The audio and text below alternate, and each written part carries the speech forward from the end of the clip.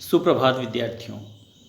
आज हम मधुरम पुस्तक से 8वां पाठ कवि के साथ पढ़ने जा रहे हैं।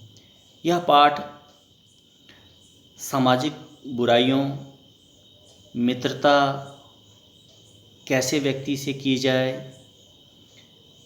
और उसके जो अच्छे बुरे मित्र के जो लाभ हानि हैं, इन सब बातों पर कहानीकार ने रोशनी डालने की कोशिश की है और हमें आगाह कर रहे हैं, हमें सचेत कर रहे हैं, हमें एक राह दिखा रहे हैं कि कैसे व्यक्ति के साथ मित्रता करनी चाहिए और दिखावे की ज़िंदगी से बचना चाहिए। दिखावे के कारण कई बार व्यक्ति को बेइज्जत होना पड़ता है और बहुत सारी मुसीबतों का सामना भी करना पड़ जाता है। इस कहानी के जो कहानीकार हैं अमृतलाल नागर, बहुत ही प्रसिद्ध रचनाकार हैं। बहुत सारे इन्होंने उपन्यास लिखे हैं, कहानियाँ लिखी हैं और इनके लेखन कौशल के कारण इन्हें बहुत ज़्यादा प्रसिद्धि मिली। साधारण सी बात को बहुत ही अच्छे तरीके से कह देते हैं, जैसा कि इस पाठ में भी आप देखेंगे। तो आइए अब प्रारंभ करते हैं। यह कहानी जो कि बहुत ही रुचिकर हैं, बहुत ही मनोरंजक हैं और मीठे तीखे व्यंग से लेखक हमें हंसाते भी हैं और अपने संदेश हम तक पहुंचाते भी हैं। तो प्यारे विद्यार्थियों,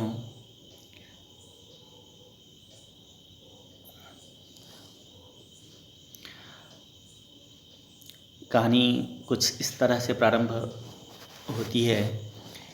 एक दिन मेरे परिचित सज्जन मुझसे अपना दुखड़ा रोने लगे। बेचारे बड़े भले आदमी हैं, पढ़े लिखे और औसत समझदार, भावुक और काव्य कला प्रेमी युवक हैं।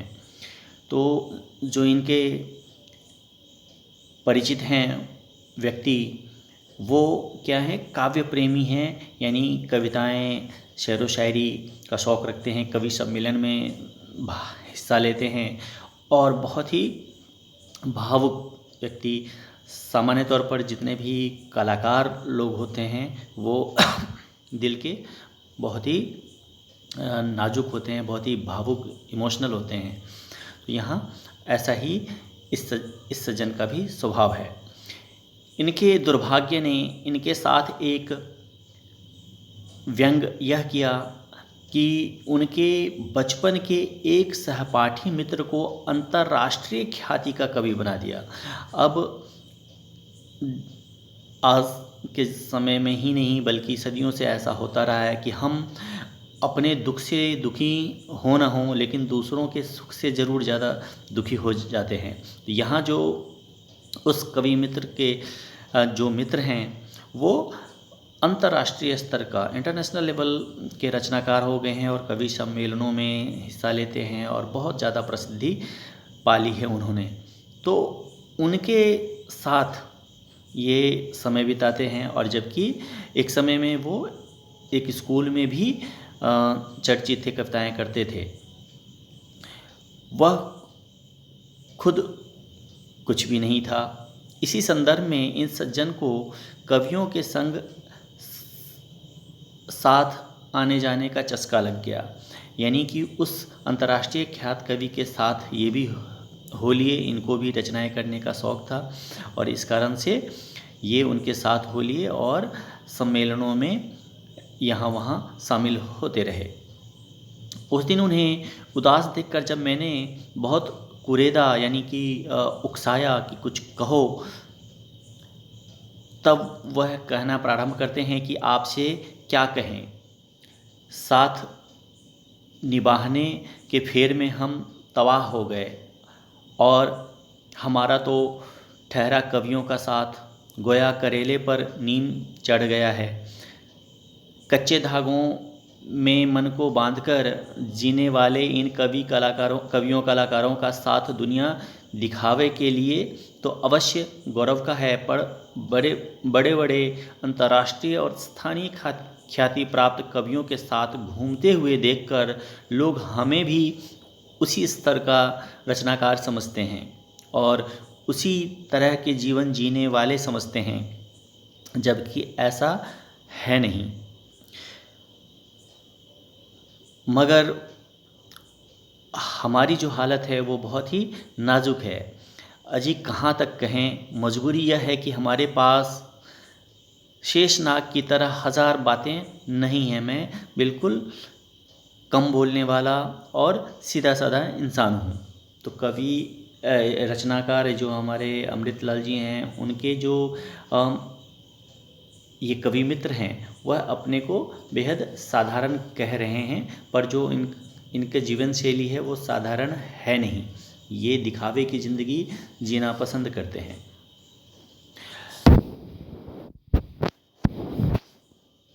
अब आगे देखते हैं। हमारे कवि साथी एक बड़े दरबारी किस्म के कवि सम्मेलन में जाते समय हमारी नई घड़ी मांग कर ले गए। तो जो इनके वो कवि मित्र हैं जो बड़े बड़े सम्मेलनों में अपने अंतर्राष्ट्रीय स्तर के ख्याति प्राप्त कवि मित्र के साथ कवि सम्मेलनों में जाते रहे हैं, वो एक दरबारी किस्म की कवि में, दरबारी किस्म से तात्पर्य है कि जहाँ ऊंचे ख़ानदान के लोग शौकिया तौर पर कवियों को बुलाते हैं और कवि सम्मेलन कराते हैं और बहुत सारे कवि आकर अपना काव्य पाठ करते हैं, तो ऐसे माहौल को दरबारी किस्म के कवि सम्मेलन कहते हैं। अब घड़ी मांग रहे हैं। हाँ, अब कवि रचनाकार अपने बारे में कह रहे हैं कि हम कोई धन्ना सेठ नहीं हैं, यानी बहुत ज़्यादा अमीर नहीं हैं। हाँ, उम्दा चीज़ें खरीदने का शौक़ अवश्य है, इसलिए धीरे धीरे बचत के रुपये जोड़कर कभी कभी अपनी मनचाही वस्तु खरीद लिया करते हैं। प्यारे विद्यार्थियों, आप लोग भी ऐसा करते हैं। आप में से बहुत सारे बच्चे ऐसे होंगे जिनको घर से पॉकेट मनी के रूप में जो भी पैसे मिलते हैं उनमें से ज़्यादातर पैसे वो बचा कर रखते हैं और धीरे धीरे एक अच्छे ज़्यादा अमाउंट हो जाने के बाद उन रुपयों से कुछ अपने पसंद की अच्छी चीज़ें खरीदते हैं। वहीं बहुत सारे ऐसे बच्चे हैं, होंगे आप में से, जो जैसे ही पैसे मिले वो तुरंत कुछ न कुछ खरीद कर खा पी कर उसको उड़ा देते हैं। तो अलग अलग बच्चे अलग अलग सोच के साथ, अलग अलग इंसान अलग अलग सोच के साथ जीते हैं। तो यहाँ जो लेखक हैं वो पैसों की बचत करके कुछ अपने मनपसंद अच्छी चीज़ें कुछ खरीद लेते हैं, लेकिन जो दूसरे महाशय हैं वो उनकी घड़ी मांगकर कवि सम्मेलन में जाना चाहते हैं। अपनी चूँकि वो बड़े बड़े कवियों के साथ उठना बैठना उनका है, तो वहाँ कुछ अपनी अच्छी हैसियत दिखाने के उद्देश्य से ऐसा वो करना चाह रहे हैं।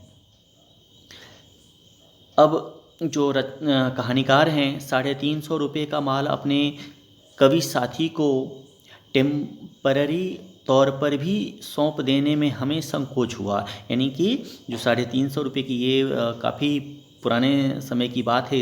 उस समय 350 रुपये की घड़ी खरीदना बहुत ही कीमत वाली घड़ी मानी जाती थी।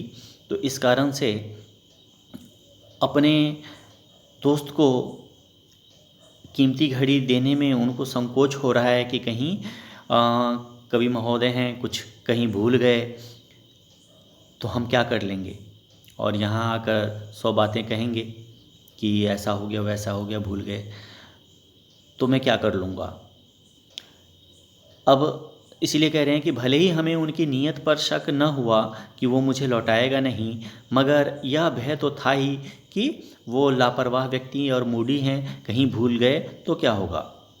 घड़ी तो जाएगी ही, ऊपर से जो अ, कहानीकार की पत्नी है उनकी बातें और सुननी पड़ेगी। इस कारण से वो देने में हिचकिचा रहे हैं, संकोच कर रहे हैं। और क्षमा करें। और कहानीकार के संकोच को देखते हुए कवि मित्र भाप गए और उन्होंने कहा कि तुम बुर्जुआ हो, यानी कि अमीर लोगों वाली तुम्हारी सोच है, अपने एक कवि मित्र का गौरव नहीं सहन कर सकते। यानी कि तुम नहीं चाहते कि मैं कवि सम्मेलन में हिस्सा लूं और हमारा जो जो मेरा नाम है वो और ज़्यादा फैले, तुम ऐसा नहीं चाहते। तुम चूँकि कविता नहीं कर सकते मगर घड़ी खरीद सकते हो, इसलिए मेरे मान सम्मान को अपने पैसे की शक्ति से दबाना चाहते हो। तो ये इस प्रकार का एक उलाहना वो कवि मित्र कहानीकार को दे रहे हैं। फिर तो मित्रवर कवि ठहरे, एक जवान से 100 बार कवि करने लग गए। अब जो कहानीकार हैं अमृत जी, वो थोड़े बेबस से हो जाते हैं और हार कर उन्होंने घड़ी दे दी। फिर जिसका डर था वही हुआ। कवि जी ने आकर कह दिया कि घड़ी खो गई। सुनकर जब मेरा चेहरा उतर गया तो वे गरज कर बोले। अब देखो कि एक व्यक्ति किस तरीके से बातों को घुमाता है।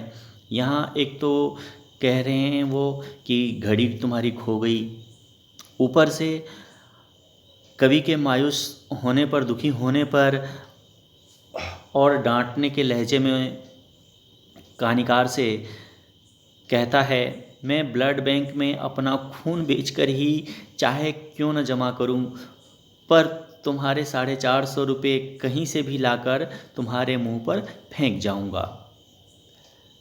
तो यहाँ बजाय माफ़ी मांगने के थोड़े उदास होने और सांत्वना देने, ढाढ़स बंधाने की बजाय और उत्तेजित होकर और गुस्से में अपनी बात कहता है कि मैं तुम्हारे पैसे, इस घड़ी के जितने भी पैसे हैं वो मैं लौटा दूंगा। तुम महानीच हो। उस एक तरह से कवि कहानीकार को गाली दे रहा है कि तुम बहुत ही नीच किस्म के इंसान हो, मेरे जैसे महान कवि के मित्र कहलाने के तुम योग्य ही नहीं हो। मैंने कैसे व्यक्ति से दोस्ती कर ली जो छोटी सी बातों पर रोना रो रहा है, मित्र की खुशी उसे बर्दाश्त नहीं हो रही, मित्र प्रसिद्धि पा रहा है, वो तुमसे देखा नहीं जा रहा है। तो इस तरह का कटाक्ष, इस तरह का लांछन रचनाकार पर वो कवि मित्र लगाते हैं। तुम आते ही मुझसे यह पूछते कि कैसा रहा वहाँ तुम्हारा कवि सम्मेलन, तुम्हारी कविता पर लोगों ने कितनी तालियां बजाई, कितना वाह वाह किया, यह सब पूछने की बजाय तुम अपने घड़ी का रोना रो रहे हो। और जोश में आकर कवि जी कहते चले गए, तुमने अपनी घड़ी खो जाने की कचोट को एक बार भी मेरे अंतर्मन में, मेरे मर्म स्थल में यानी मेरे दिल में झांक कर देखने की कोशिश की होती तो तुम ऐसा बिल्कुल नहीं करते, तुम मुंह लटकाकर बिल्कुल न बैठते। तुम्हें क्या मालूम कि उसके खो जाने की पीड़ा से तड़पकर मैंने एक कविता लिख डाली। अब यहाँ झूठी बातें वो कवि बना रहा है कि तुम्हें क्या पता कि मैं कितना दुखी हूँ तुम्हारे इस घड़ी के खो जाने से, और इतना ज़्यादा दुखी हुआ कि मैंने एक कविता लिख डाली। अब कवि मित्र अपने इस कहानीकार को, मित्र को अपनी कविता सुनाते हैं। कविता कुछ इस प्रकार है मेरे मित्र की घड़ी जाने कहाँ गिर पड़ी, निर्धन मित्र के जाने कितने अरमानों से अड़ी, बड़ी मुश्किल से खरीदी हुई घड़ी, जाने आज किस भगवान के हाथों पड़ी, यानी किस व्यक्ति के हाथों वो घड़ी किस व्यक्ति के हाथ लग गई, किसकी कलाई पर जड़ी मेरे मित्र की घड़ी। यूं घड़ी खोकर साहित्य में उसके अमर हो जाने के गौरव से ही संतोष न हुआ। यानी कि अब क्या है कि वो घड़ी चूँकि उस पर कविता कर दी गई है, अब वो अमर हो गई है, साहित्य का एक हिस्सा बन गई है वो है घड़ी। और इस कारण से कवि चुप हो जाते हैं, लेकिन उनको हजम नहीं हो रहा है। 6-7 महीने बाद वही घड़ी एक दावत में जहाँ या भोजन करने के लिए पार्टी में गए हैं, उस पार्टी में उन्होंने देखा कि श्रीमान तो अपनी कलाई पर वो है घड़ी बांधे हुए हैं। तो ये बिल्कुल अचंभित से हो जाते हैं। और जैसे ही कवि मित्र को यह लगता है कि अरे नहीं, मुझे तो यह देख रहा है, तो उन्होंने झट से कह दिया कि देखो बिल्कुल तुम्हारी तरह ही मैंने एक घड़ी खरीदी है। अब रचनाकार क्या बोलें, कलेजे पर पत्थर रखकर उन्होंने उसको उस घड़ी खरीदने के लिए बधाई दी। हमारे साथियों में अगर एक ही कवि होता तो भी बच जाते।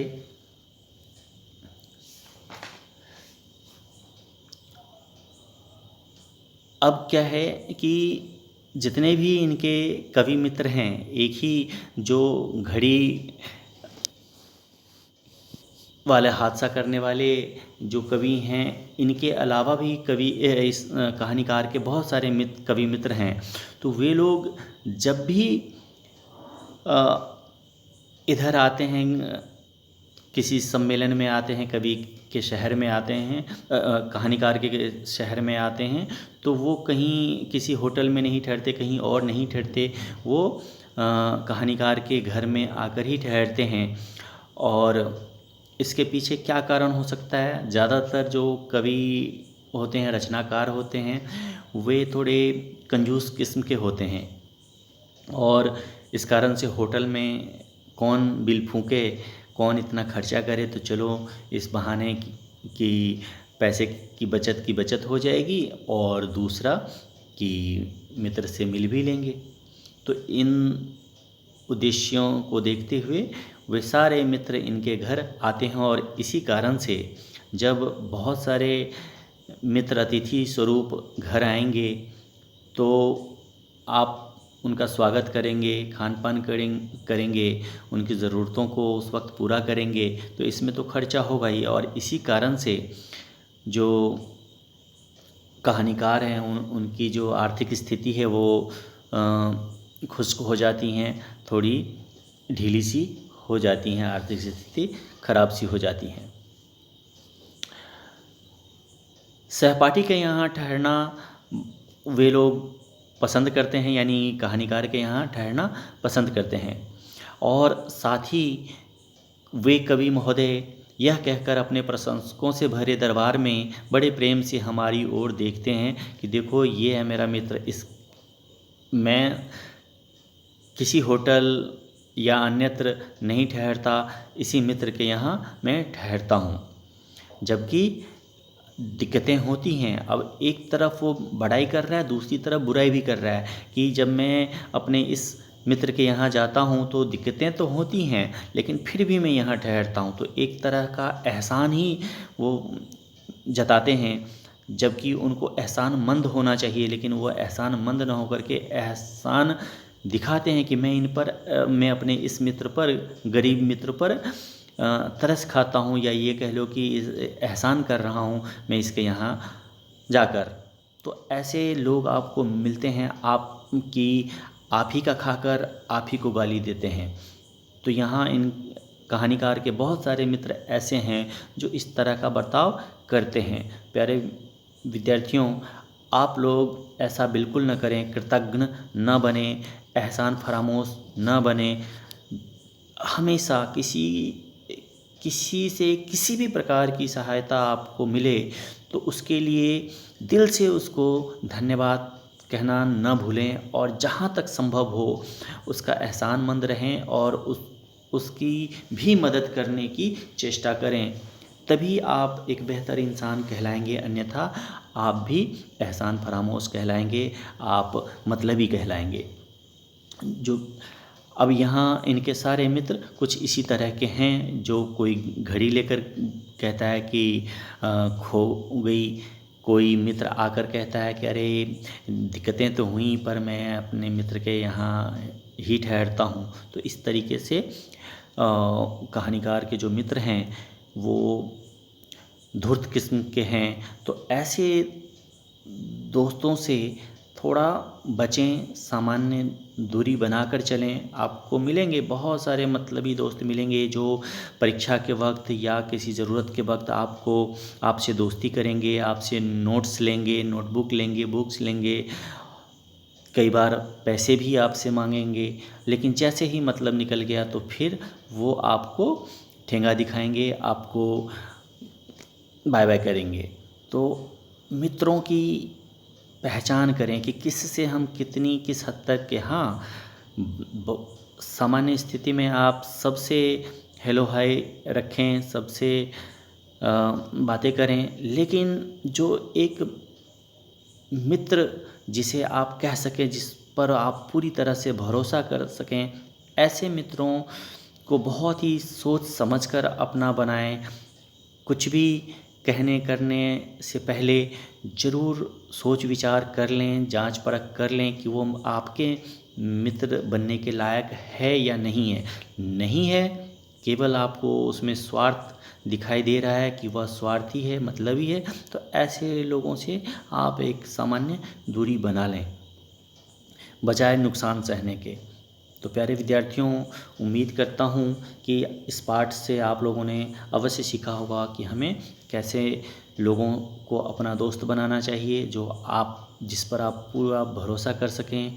दूसरा, हमें दिखावे में आकर कोई शौक़ नहीं पालने चाहिए। आपकी आर्थिक स्थिति जैसी हो और की रुचि जैसी हो, इन दोनों के तालमेल से आप कोई भी कार्य करें, कोई भी पहनावा हो, चाहे खान पान हो, वो दूसरों को दिखाने के लिए ना करें। आप अपने हिसाब से, अपनी आर्थिक स्थिति को देखते हुए, अपनी रुचि को देखते हुए और अपने स्वास्थ्य को देखते हुए कदम उठाएं। दिखावे में बिल्कुल ना आए, जैसा कि यहाँ कवि महोदय कर रहे हैं। बड़े बड़े कवि सम्मेलनों में, बड़े बड़े रचनाकारों के बीच उठने बैठने में उनको लगता है कि महंगी घड़ी पहन लेने से वे भी वैसा ही दिखेंगे जैसा कि बहुत सारे लोग भ्रमवश उनको बड़े कवि मान रहे होते हैं। तो वो जैसा दिखाना चाहते हैं वैसी दिखावे की ज़िंदगी आपके लिए शर्मिंदगी का सबब बन सकता है। इसीलिए ऐसी चीज़ों से बचें। आप जो हैं वही दिखें तो ज़्यादा बेहतर है। आप उसमें ज़रा भी किसी भी प्रकार की शर्मिंदगी महसूस करने की या खुद की नज़रों में छोटा दिखने या हीन भावना मन में लाने की आवश्यकता नहीं है। ईश्वर ने सबको एक जैसा नहीं बनाया है। आप सब अलग अलग विशेषताएं लेकर जन्मे हैं और अपने दम पर अपनी बेहतर एक अच्छी पहचान बनाने की कोशिश करें, बजाय किसी के औरों के दिखावे में किसी और की नकल करके आप बेहतर बनने की कोशिश करें। ऐसा कतई न करें। तो आज के लिए बस इतना ही। उम्मीद करता हूँ कि आप सब इस पाठ को ज़रूर एंजॉय करेंगे। आप सब आद्यंत इस पाठ को एक बार पढ़ लीजिएगा। परीक्षा की दृष्टि से यह पाठ भी बहुत महत्वपूर्ण है। सिलेबस आप सबको दे दिया गया है, आप सब उसी के अनुसार तैयारी करें। हाफ ईयरली एग्ज़ाम अब बिल्कुल आपके सर पर है। आप सब बेहतर तैयारी करके एक अपने आप को साबित करें कि आप किसी से कम नहीं हैं। हाँ, यह जो कंपटीशन है, यह जो प्रतिस्पर्धा है, वह आपके स्वयं से होना चाहिए कि मैं बेहतर करूँगा। कोई और क्या करता है इससे आपको ख़ास मतलब नहीं होना चाहिए। आप कितना बेहतर कर सकते हैं, यह बहुत महत्वपूर्ण है। प्यारे विद्यार्थियों, सिलेबस में जो विलोम शब्द हैं और जो अनेक शब्दों के लिए एक शब्द हैं, यह आपके सिलेबस का हिस्सा है, जो व्याकरण में शब्द विचार हैं उसमें। तो इसमें कहाँ तक करें, तो विलोम शब्द में जो दिया हुआ है आपकी किताब में, उसमें जो उस पृष्ठ पर पहले कॉलम में जितने भी शब्द हैं, पहले कॉलम वाले सिर्फ वही आपके परीक्षा की दृष्टि से वही महत्वपूर्ण है, वही करने हैं आपको। जबकि अनेक शब्दों के लिए एक शब्द हैं, वो आपको 1 से लेकर 30 तक करने हैं। तो आज के लिए बस इतना ही। मिलते हैं अगली कक्षा में एक नए अध्याय के साथ। तब तक के लिए जय हिंद।